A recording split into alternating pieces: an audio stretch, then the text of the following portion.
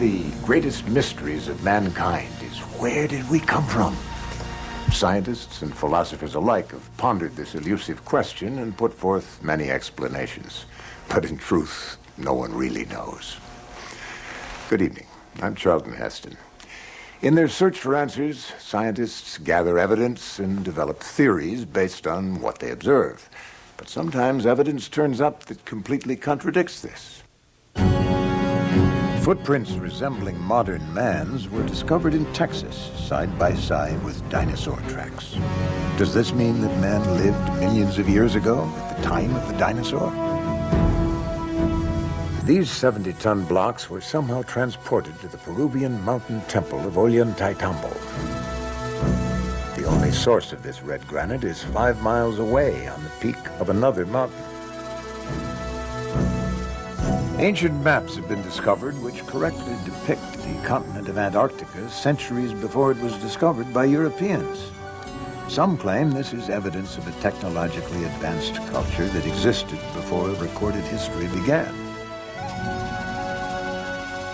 Tonight we'll examine these and other controversial findings to see if what we're being taught about the origins of man is supported by the evidence. We'll meet a new breed of scientific investigators who claim that the history of man on this planet may be radically different than what is accepted today. Before the 19th century, Western man looked to the Bible for an explanation of his origins. In the story of Genesis, God created man from the dust of the earth 6,000 years ago. But when man dug into the earth for answers, he found evidence that appeared to tell a different story. Evolution. In 1859, Charles Darwin published his book, The Origin of Species. This book put forth the revolutionary idea that all life on Earth could be explained by the workings of nature. Instead of a supreme being creating the diversity of life, the theory of evolution proposes that accidental changes in nature are the cause. These changes are governed by the process of natural selection, survival of the fittest. Over the past 2 centuries, archaeologists have collected bones and artifacts that suggest there's a logical sequence of evolutionary steps from ape to man. Man's earliest relatives were ape-like beings who appeared around 25 million years ago. The first of those to walk upright emerged 20 million years later. Over the remaining 5 million years, he continued to evolve, passing through various stages of development until modern man, like ourselves, emerged over 100,000 years ago. Archaeologists determine the age of artifacts by the level of strata or layer of earth they're found in. Recent artifacts associated with modern man are generally found close to the surface, while older, more primitive artifacts are in deeper layers of the ground. But sometimes artifacts are found that break all the rules. Archaeologists call them anomalous artifacts.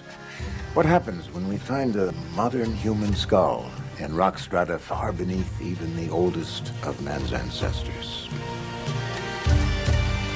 In their controversial book, Forbidden Archaeology, Michael Cremo and Dr. Richard Thompson have documented hundreds of these anomalous artifacts which have yet to be explained.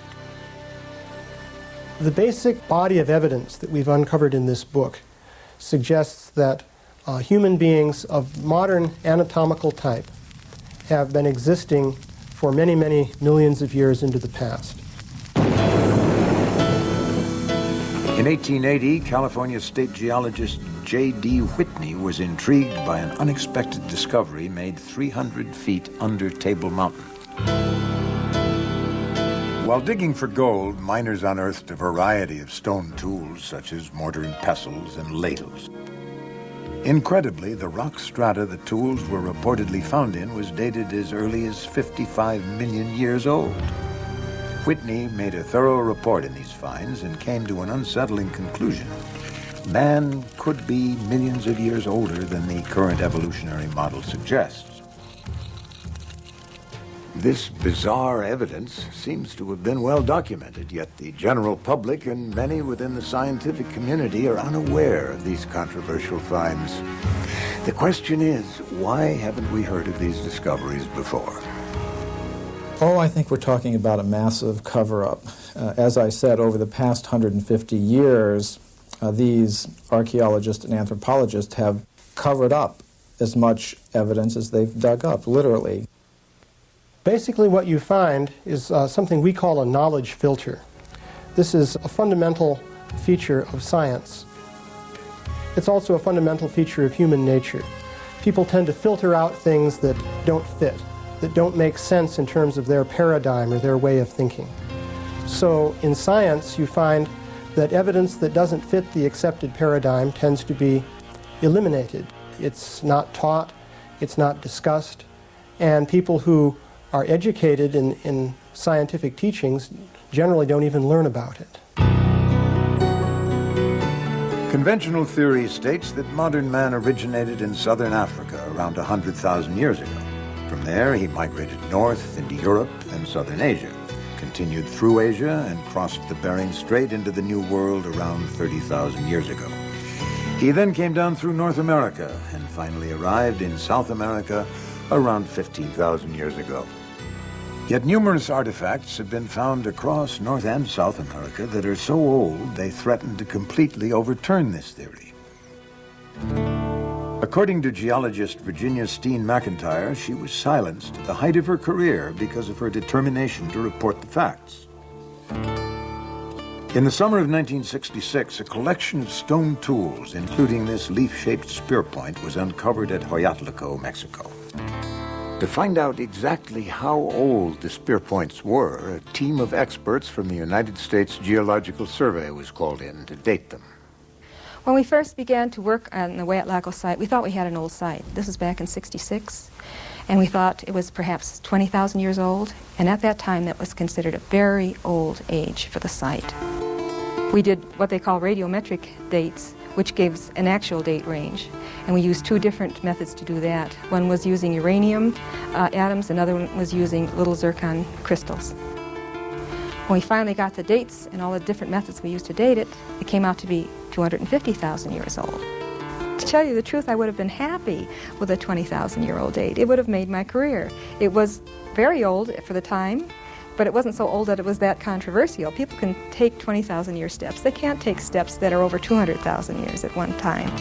And I was rather naive. I thought, okay, we've got something big here, but I'm just going to stick with the date. We've got the information, we got the facts, let's get the facts out and go on from there. And I didn't realize it was going to ruin my whole career. According to Dr. McIntyre, because she stuck to the facts, all of her professional opportunities were closed off. She's not worked in her chosen field since. The site was closed and permission for further investigation was denied forever. It's not necessarily a deliberate conspiracy in the sense of some people getting together in a smoke-filled room and saying, we're going to deceive people. It's something that happens automatically within the scientific community. So when a given piece of evidence disagrees with the predominant theory, then automatically people won't talk about it, they won't report it, and that means that science fails to progress in the way that one would hope.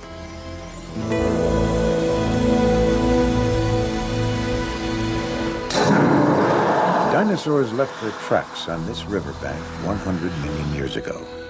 Did humans walk here at the same time? Next, a man who claims these prints are proof that humans lived with the dinosaurs. Ever since dinosaurs were first discovered in the 18th century, they've fascinated people of all ages. The Tyrannosaurus rex stood over 30 feet in height. He's considered the most ferocious predator ever to walk the earth. A brontosaurus grew to the length of 3 city buses. He weighed more than 90 tons. The reign of the dinosaur ended, according to one theory, when a giant meteor crashed into the earth with the force of thousands of hydrogen bombs. A cloud of dust was raised, which blocked the sun for years. This marked the end of the dinosaurs. According to conventional scientific theory, no human beings were alive then to witness these events. Or were they? Over 100 million years ago, the limestone bedrock of the Paluxy River in Texas was a muddy plain. It was here that countless dinosaurs left their footprints to be fossilized and preserved forever. But the tracks of another creature have also been preserved in these banks. possibly the tracks of man. Archaeologist Carl Bau has led the investigation of these controversial prints for over 12 years. My reaction was one of shock. I had heard of human footprints being found in this locale on the Biloxi near Glen Rose, Texas, but I was rather skeptical. And here, after removing actual rock layers, the team and I excavated a series of dinosaur footprints. And 18.5 inches from one of those dinosaur footprints, we excavated a 16-inch human footprint.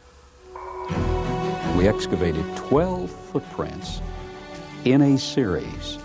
And when you find a trail with left, right pace and stride, the right distance apart, then you have to interpret this as belonging to humankind. It's been claimed that the Biloxi River footprints are a hoax carved into the limestone bedrock as a tourist attraction. Well, we found trails leading under limestone ledges and actually removed the limestone ledges one slab of rock at a time. And we found that both the dinosaur footprints and the trail of human footprints continued under the rock ledges. This evidence is real. Today, many of the so-called human prints have fallen victim to erosion and the hands of vandals. But Carl Bau is in possession of one of the most compelling prints ever found. What you are about to see is the most controversial artifact in his collection. I first saw the Burdick print on my initial visit to Glen Rose in 1984. My impression at that time was that it was too perfect.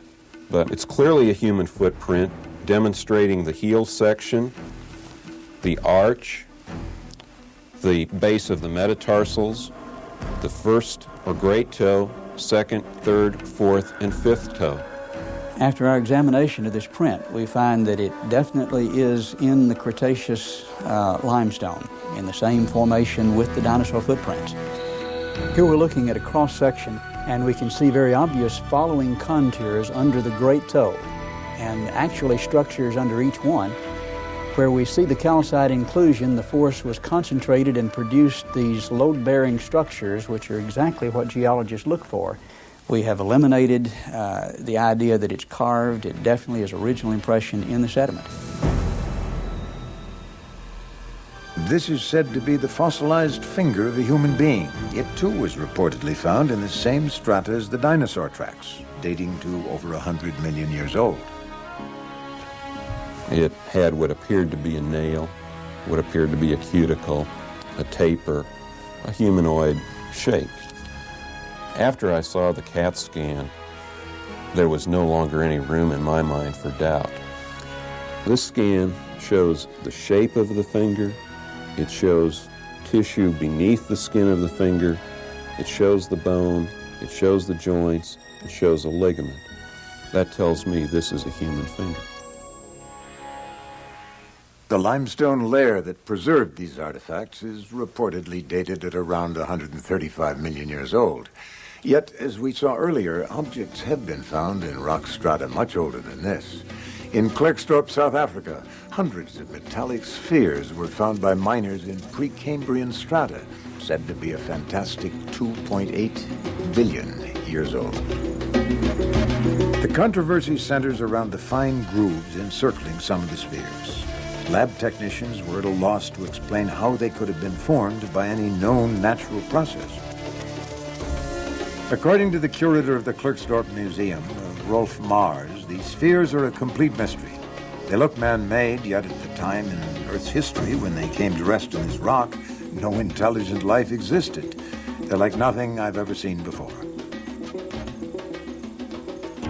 Author-researcher David Hatcher Childress has written numerous articles on the coexistence of humans and dinosaurs.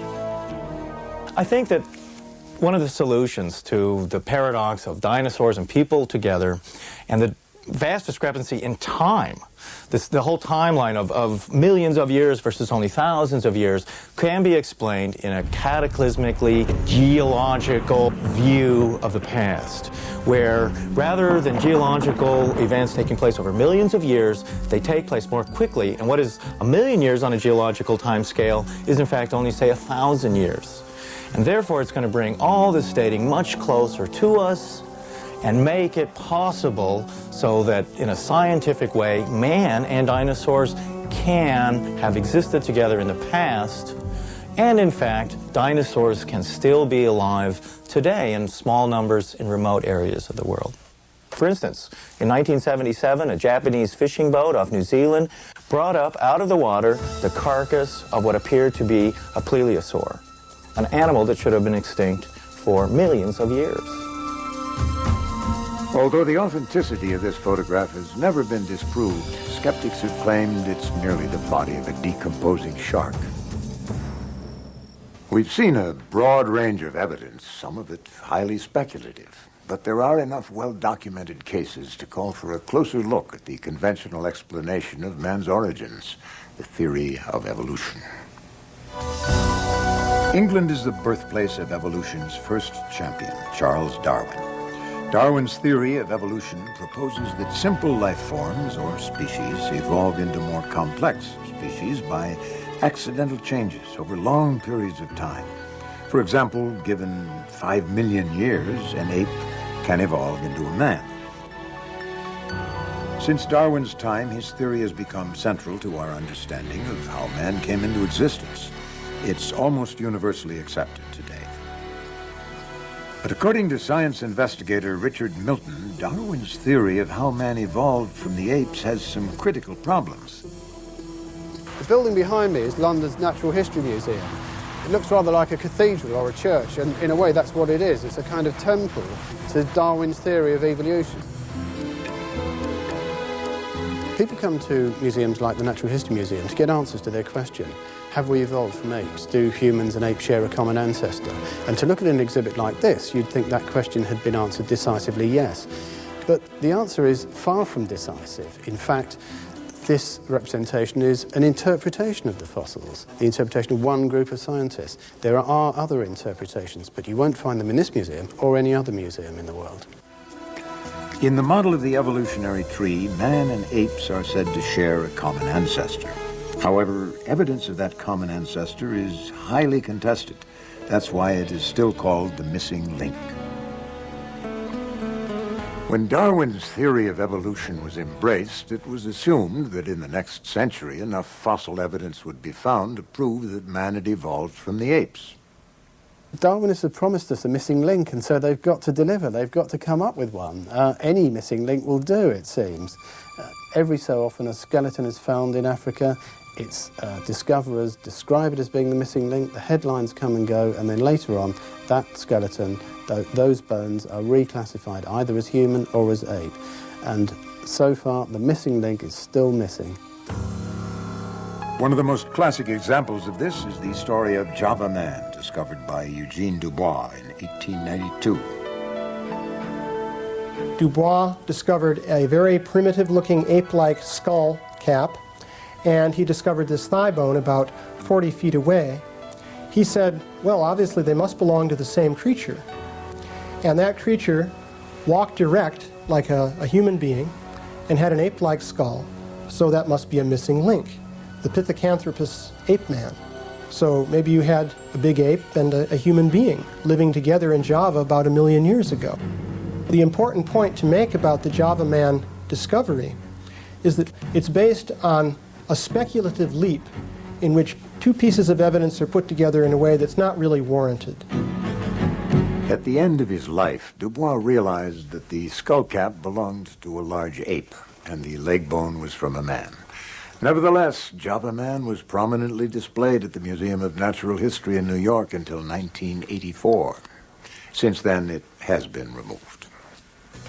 Today, museums all over the world display models of yet another skeleton they call the missing link, the common ancestor of both man and ape. Lucy, the famous Australopithecine, discovered by Donald Johanson. He says she was very human-like. But I was at a conference of anthropologists where many of them were making a case that she was hardly distinguishable from an ape or a monkey. These bones have been restored to resemble a missing link, part human, part ape, and Lucy is now thought of as being our long-lost ancestor. But this is merely an interpretation, the interpretation of one group. Those same bones can be, and they have been taken by scientists, and identified as simply an extinct ape, nothing to do with us at all.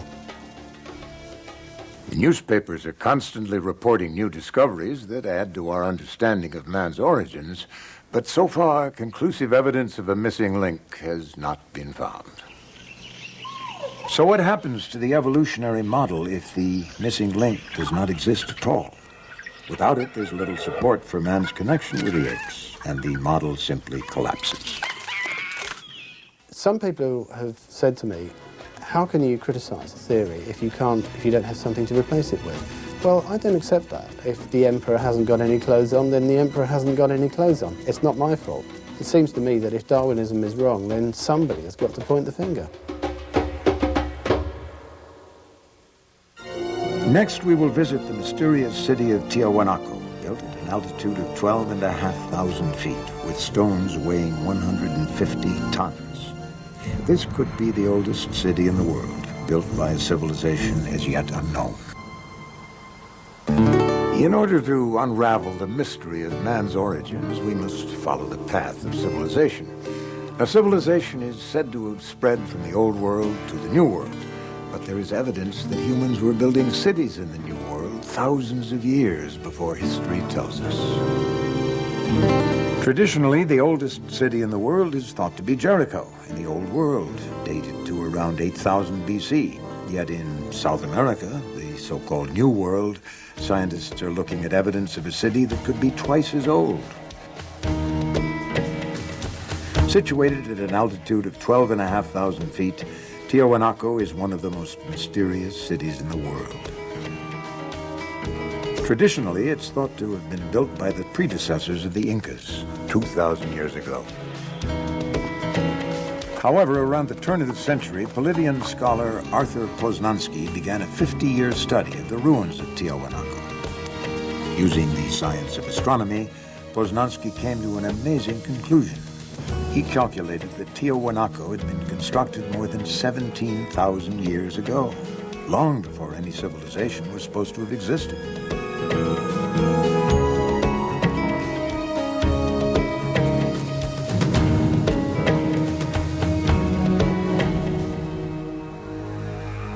Poznański called this fabulous city the cradle of civilization. Even though the accuracy of Poznański's measurements were confirmed by engineers, his conclusions about the age of Tiahuanaco have never been accepted. Neil Steedy, a Mesoamerican archaeologist, decided to reopen this controversial investigation. I met with Dr. Oswaldo Rivera, who is head of Bolivian archaeology.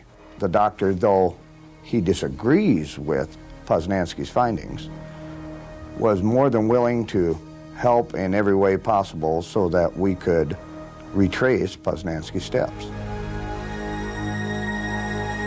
Neil visited Dr. Rivera's newest excavation site, the Acapana Pyramid.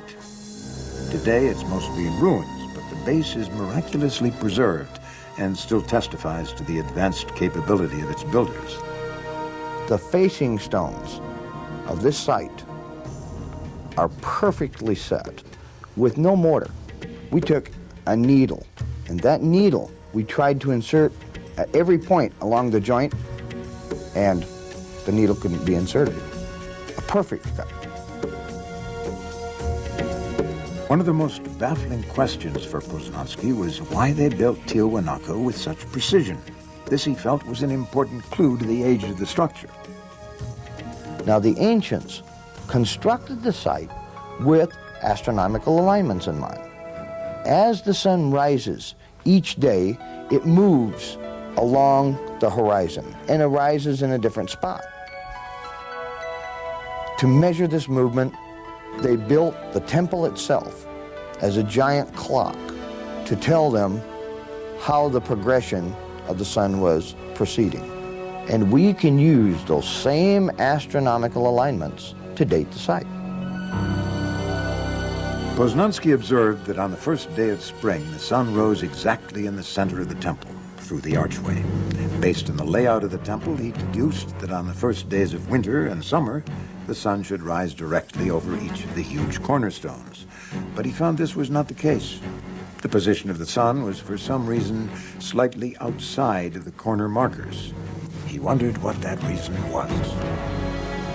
In Tiahuanaco, and in the other ancient sites surrounding it, the architecture is perfectly aligned to the cardinal points.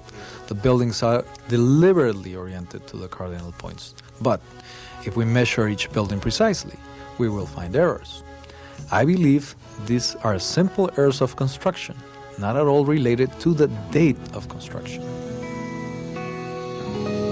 After observing the perfection with which this site is built, with 100-ton stones,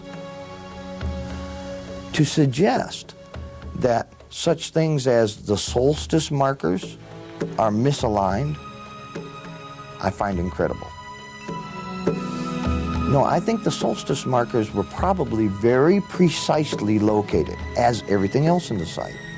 And in fact, this is the very argument that Poznański used to calculate the antiquity of the site.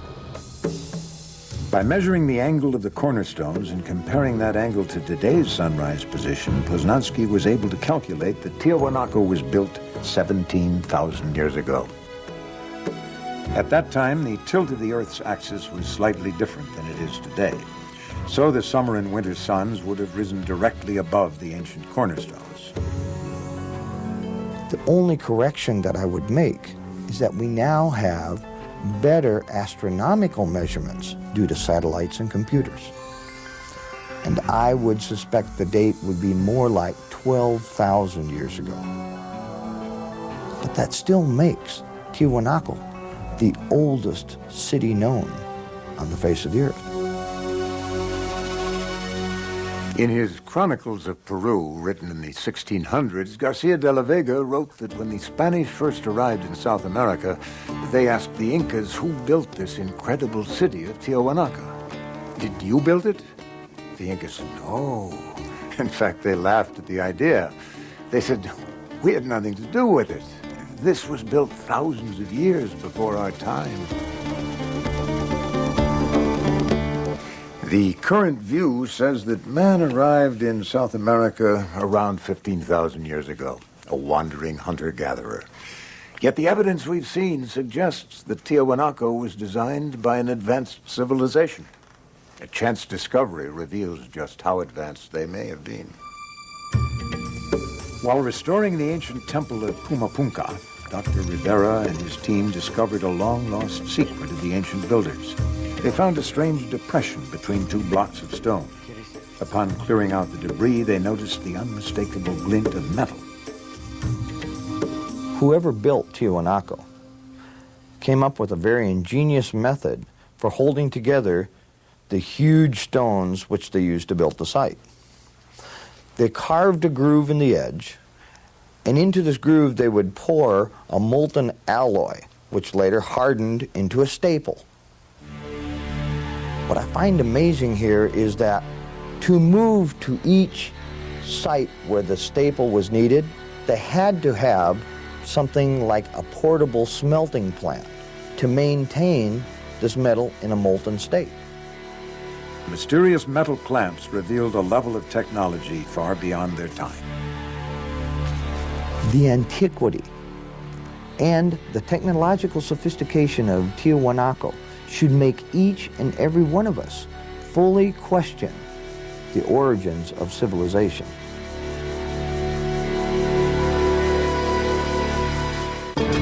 Where did the ancient Tiahuanacans learn this complex process? The answer may lie halfway around the world at one of man's most mysterious monuments, the Great Sphinx of Egypt.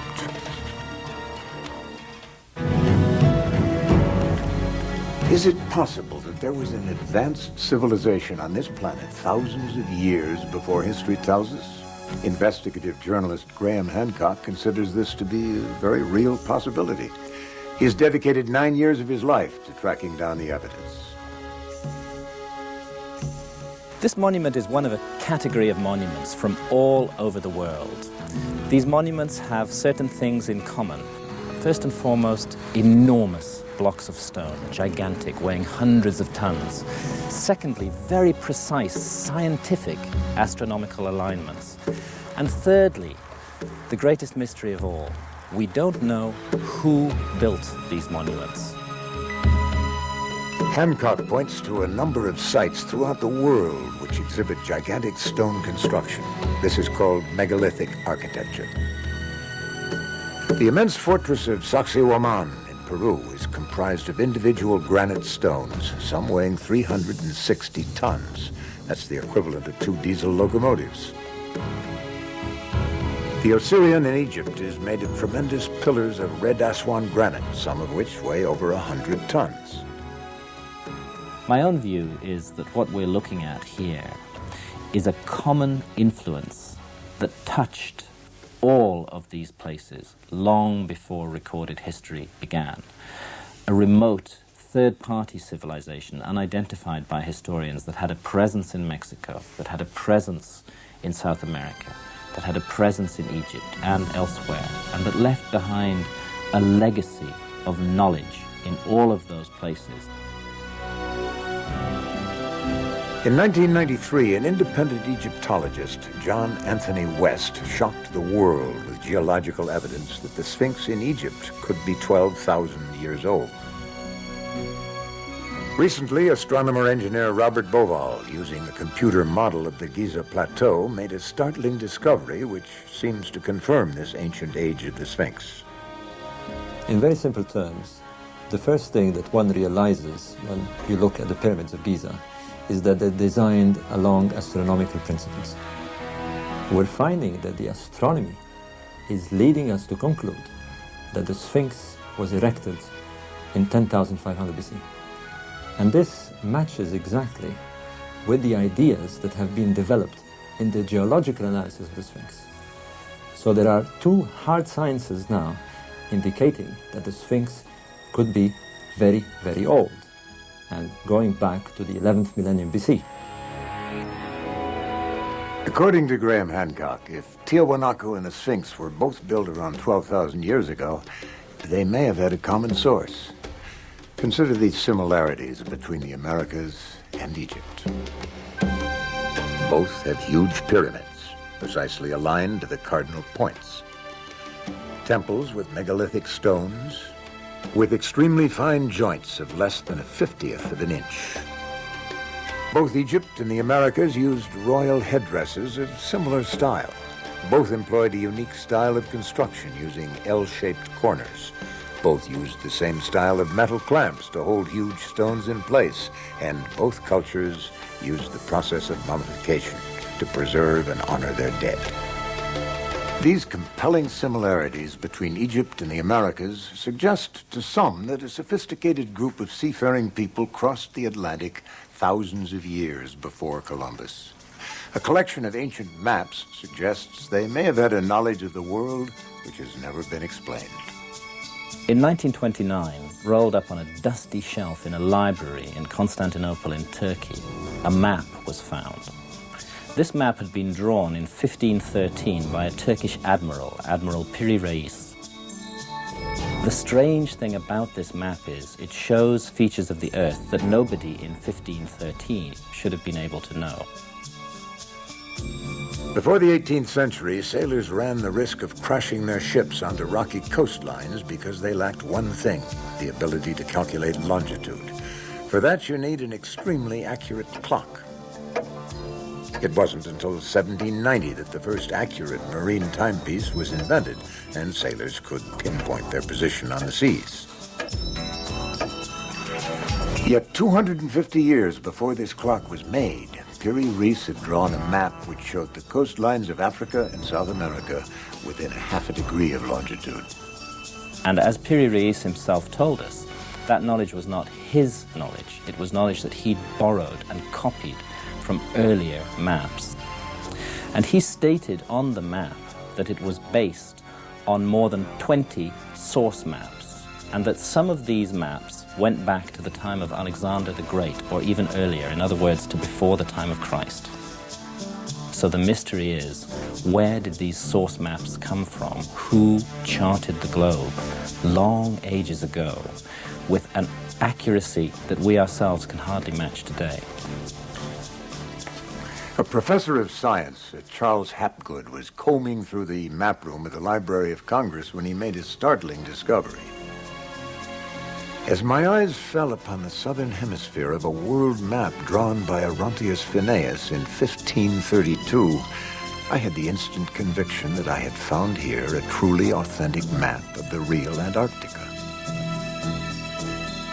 The mystery of this map is it shows Antarctica as it looks under the ice long before Antarctica is even supposed to have been discovered. And perhaps the greatest mystery of all is that it shows the Antarctic Peninsula not as it looks today, covered by more than a mile of ice, but as it actually looks underneath that covering of ice. Now, we ourselves have only known what the land under the Antarctic Peninsula really looks like since 1958, when seismic surveys were taken across the ice cap. Hapgood put his theory to the test. He compared the Orontius Phineas map with a map of Antarctica as it looks covered with ice. The maps were similar, but details of the coastline were obscured by the ice. Then, using a map created by seismographic survey, he was able to compare the actual coastlines of Antarctica with the Orontius Phineas map. When the maps were overlaid, the similarities astounded him. The clearest deduction of all is that whoever drew up those original source maps thousands of years ago had a level of technology as high as our own. They had explored the whole globe from north to south and from east to west. So this is testimony of an advanced and as yet unidentified civilization in remote prehistory. A woolly mammoth was frozen so quickly that its last meal of buttercups remained fresh in its stomach for thousands of years. This sudden drop in temperature may be a clue to the disappearance of the unidentified civilization Plato called Atlantis. If a technologically advanced culture did live on the Earth thousands of years ago, what happened to them? The Greek philosopher Plato described an advanced civilization whose legend was preserved by Egyptian priests. As the story goes, Atlantis was a great empire of engineers and scientists who were in many ways more technologically advanced than we are today. It was destroyed 12,000 years ago by floods and earthquakes, forcing its survivors to seek refuge all over the world. For centuries, scientists and explorers have searched in vain for a continent that fits Plato's description of Atlantis. So far, no sign of this vast island empire has been found. Some say it sank into the Atlantic Ocean. Others say it was destroyed by the volcanic eruption of Thera in the Mediterranean. But researcher Rand Flemath believes he's found a location that no one else has ever considered. Atlantis, he says, is buried under 2 miles of ice. Up until now, the search for Atlantis has been restricted to 2 bodies of water, the Mediterranean Sea and the North Atlantic. But Atlantis is said to have been in the real ocean. And we now understand that the world has only one ocean, the world ocean. In the middle of that ocean is Antarctica. It's right smack in the middle. And this is where we believe that the mapping of the Earth took place. It's most famously known as Atlantis.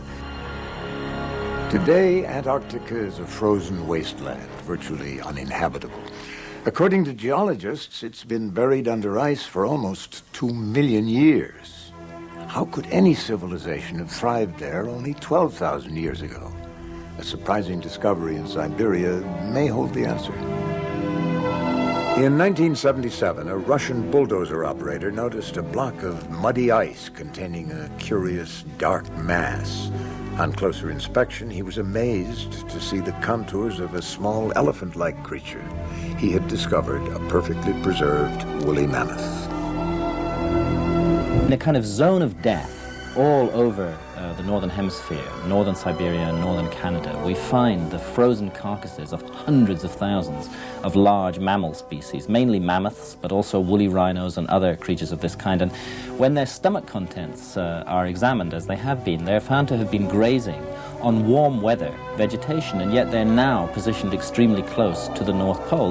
The only theory which really explains this mystery is the theory of crustal displacement, that the land that they were on was shoved into a much colder climate very suddenly. Professor Charles Hapgood was fascinated by the fact that thousands of animals could be frozen completely in a brief moment of geological time, and that ancient maps of Antarctica suggest that it too was frozen over very quickly. For Hapgood, this could only be explained in one way, that entire continents could rapidly change positions on the planet. About 12,000 years ago, there was a displacement of the Earth's crust. The entire outer shell of the Earth moved something like 2,000 miles. And when the Earth's crust shifted, all of Antarctica is encapsulated by the polar zone. And at the same time, North America is released from the Arctic Circle and becomes temperate. So we have ice melting in North America, ice forming in Antarctica. When Professor Hapgood first proposed this theory, it was met with silence from the scientific community, with one notable exception, Dr. Albert Einstein. I find your arguments very impressive and have the impression that your hypothesis is correct. One can hardly doubt that significant shifts of the crust of the Earth have taken place repeatedly and within a short time. This controversial theory is based on a well-accepted fact. The individual continents have been slowly drifting apart for millions of years. This is possible because the outer crust of the Earth floats upon a semi-liquid layer. Hapgood's theory of crustal displacement takes this principle one step further. It states that the entire crust of the Earth can shift in one piece, like the loose skin of an orange. Hapgood documented 3 Earth crust displacements in the last 100,000 years. We believe that they happen every 41,000 years. The last one happened 11,500 years ago, so we're not due for another Earth crust displacement for 29,500 years.